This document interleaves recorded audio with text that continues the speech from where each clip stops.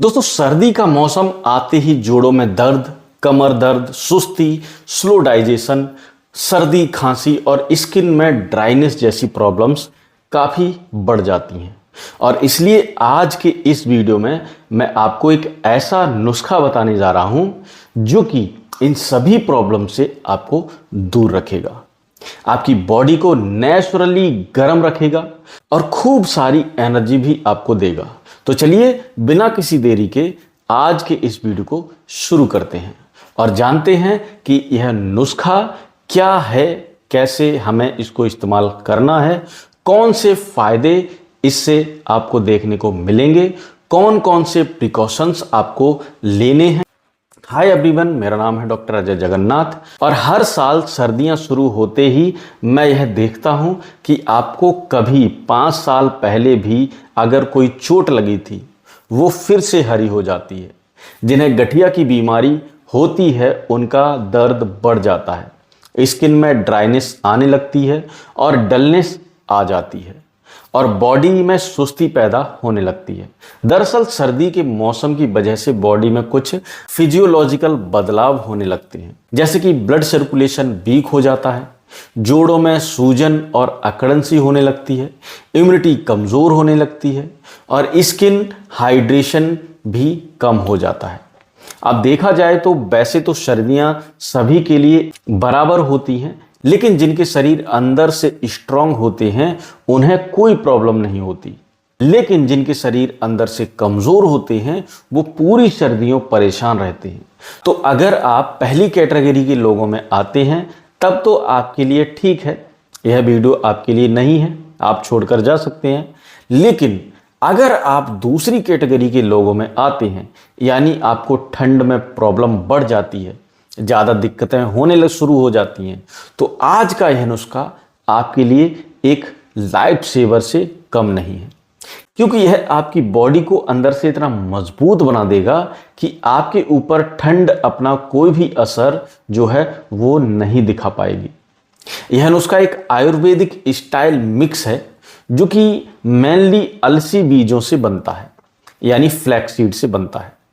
आप इसे 10 मिनट में अपने घर पर बना सकते हैं और आज से ही इसको यूज करना आप चालू कर सकते हैं।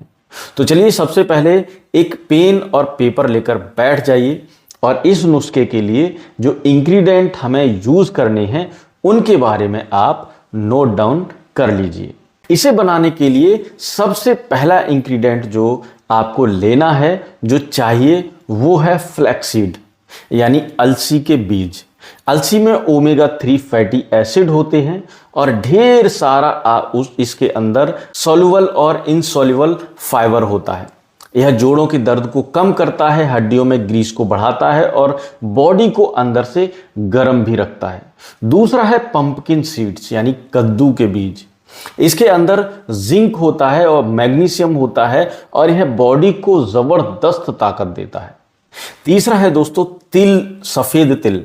इसमें ढेर सारा कैल्शियम होता है और हेल्दी फैट्स हैं जो कि बॉडी की खुश्की को दूर करते हैं, जोड़ों को फ्लेक्सिबल बनाते हैं और शरीर को अंदर से गर्म रखते हैं।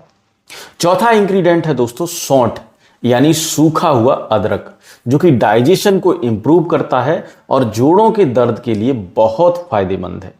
पांचवा है दोस्तों काली मिर्च, जो कि इन सभी इंग्रेडिएंट को का जो ऑब्जर्वेशन है बॉडी में वो उसको बढ़ा देती है।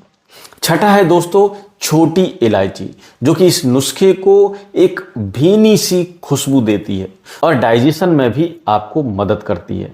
और लास्ट में पिसा हुआ गुड़। क्वांटिटी की बात करें तो आपको फ्लैक्स सीड लेने हैं 10 टीस्पून, 4 टीस्पून आपको लेने हैं पंपकिन सीड यानी कद्दू के बीज विच एज अराउंड 40 ग्राम। तिल भी आपको 4 टीस्पून यानी करीब 40 ग्राम लेने हैं। पिसी हुई सौंठ आपको लेनी है 1 टीस्पून। काली मिर्च पिसी हुई आपको लेनी है आधा टीस्पून। 4 छोटी इलायची आपको लेनी है और 2 टीस्पून पिसा हुआ गुड़ आपको लेना है।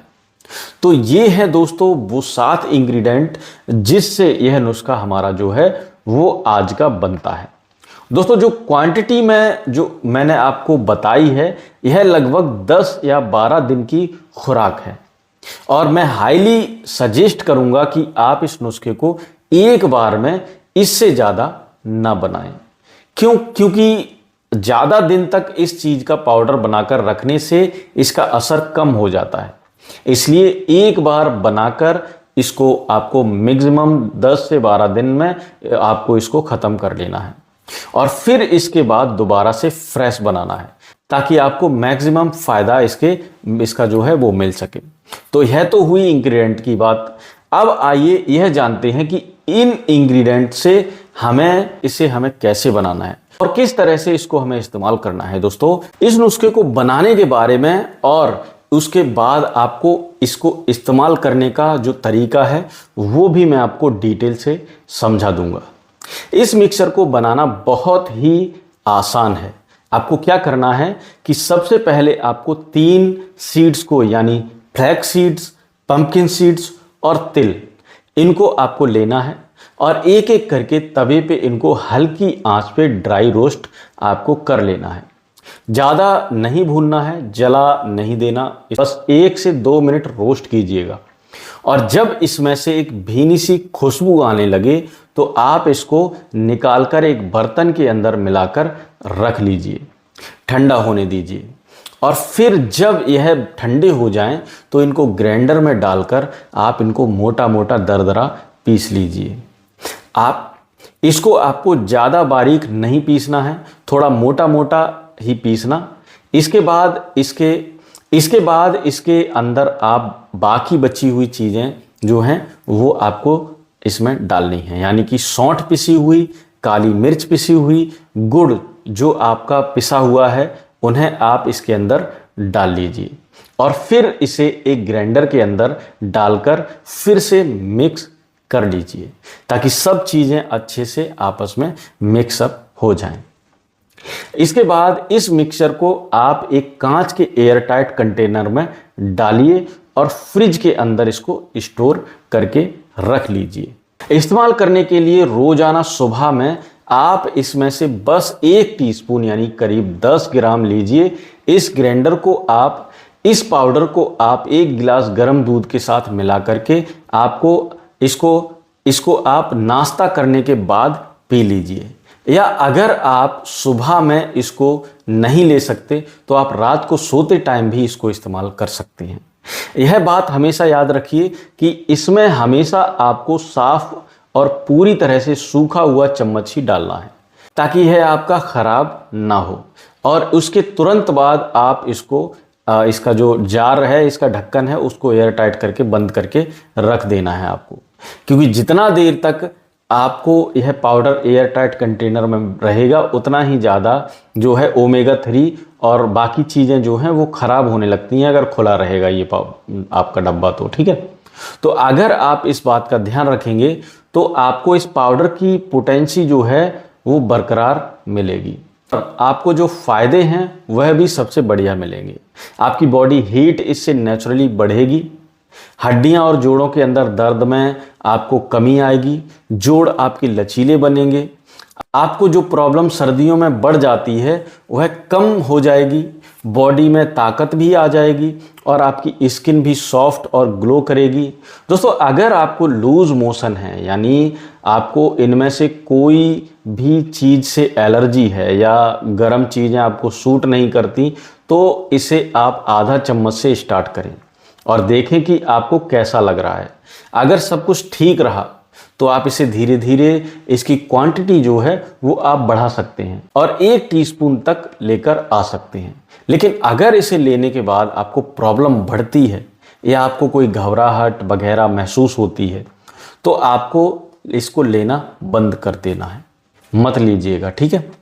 अगर आप डायबिटीज़ के पेशेंट हैं तो इसमें आप शुगर यानी गुड़ मत डालना, मिश्री वगैरह बिल्कुल भी मत डालना और बिना गुड़ के ही, बिना मिठास के ही आप इसका इस्तेमाल कर सकते हैं, ठीक है, ताकि आपकी शुगर वगैरह जो है वो ना बढ़ सके।